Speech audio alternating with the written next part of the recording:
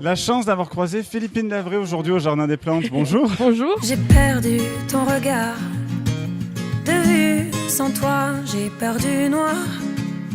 Éclaire-moi.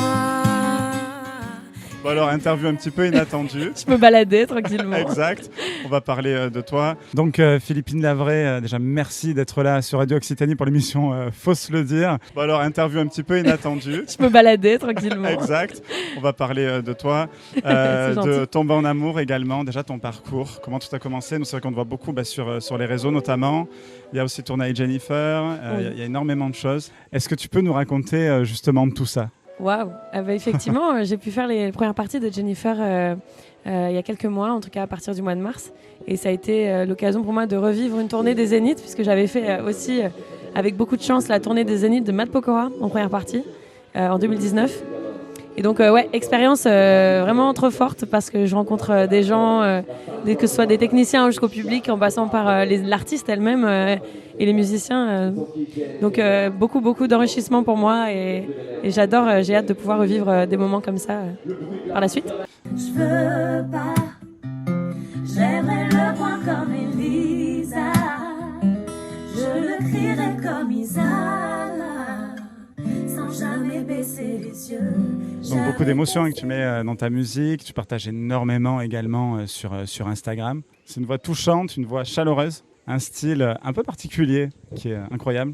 Est-ce que justement tu peux nous parler de toi, de ce style-là, de ce qui t'inspire? C'est vrai que sur les réseaux, j'adore faire des reprises. Alors j'en fais plein, je fais du Souchon, mais je peux faire aussi du Jennifer Lopez à l'ancienne et reprendre des titres improbables avec ma guitare ou mon piano. Et j'adore faire ça parce que ça m'inspire beaucoup pour ma propre musique. Je trouve qu'il y a beaucoup à apprendre des reprises et il y a un peu deux teams en fait. Dans les musiciens, j'ai l'impression qu'il y en a beaucoup qui adorent ça et d'autres qui ont peur de ça ou qui détestent ça, trouvent que ça justement ça les éloigne de leur création. Tout est entendable, je pense. Moi, c'est vrai que j'aime beaucoup les reprises parce que ça me fait aller forcément ailleurs que là où j'irais moi toute seule, sans rien.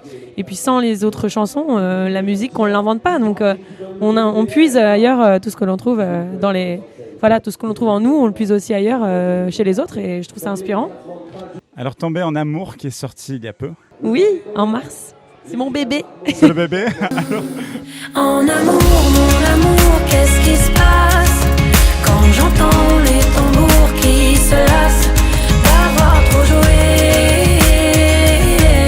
Comment il est né, comment il s'est construit, le bébé? Je l'ai écrit il y a 7 ans et donc ça fait un moment et il sort seulement cette année. Il est sorti le 3 mars 2023 et c'est mon bébé parce que c'est une des plus vieilles chansons que j'ai écrites, voire la plus vieille.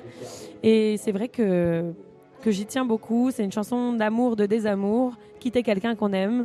Je trouve que c'est un sujet qui est assez puissant parce que c'est difficile à admettre quand il faut le faire. Et en même temps, c'est fort d'y arriver. Et je sais que beaucoup de personnes en sont capables. Et si cette chanson peut aider des gens aussi à savoir se dire au revoir tout en s'aimant, parce que parfois c'est nécessaire, je trouve ça beau. Et puis c'est vrai que l'amour, c'est pas toujours suffisant. Donc j'aimais bien cette idée-là. Ouais, pour la suite, des projets, des envies, des rêves? Oh, tellement. Des envies, déjà que l'album sorte. Donc l'année prochaine, je pense au printemps. Et je continue d'en créer quelques-unes. Et je continue de réaliser celles qui existent déjà. Je travaille sur l'album et en parallèle, je commence à avoir quelques petites dates qui tombent. Ouais. Donc il faut rester connecté parce que je vais annoncer quelques dates cet été. D'accord. Donc du coup, voilà, vous pourrez peut-être venir me voir un petit peu partout en France. C'est pas forcément à Paris en plus. Une date parisienne, j'espère en annoncer une pour la fin de l'année. J'ai aucune visibilité sur ça, mais je sais c'est ma prochaine grande étape. J'aimerais bien faire une grosse date à Paris. Et puis voilà, quelques dates un peu partout en France. Et puis la suite, une tournée. Enfin, voilà, c'est ce que rêve tout artiste de scène. Donc, Bon, en tout cas, merci. Mais merci. Pas te retenir plus longtemps. C'est très gentil en tout cas de m'avoir vu comme ça. C'est rigolo. Au début, tu m'as reconnu? Non, c'est Philippine Lavray. C'est pas possible. C'est rigolo. Ensuite, je t'ai vu là dans le Jardin des Plantes. Je t'ai vu là sur Instagram. Voilà, et comme je t'ai vu, elle a filmé un coq tout à l'heure parce qu'on est en plein milieu du Jardin des Plantes de Toulouse. Voilà. Je me suis dit, oui, c'est moi.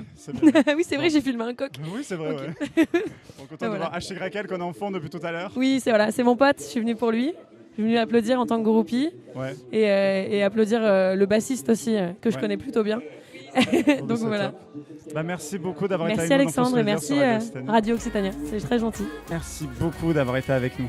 Merci.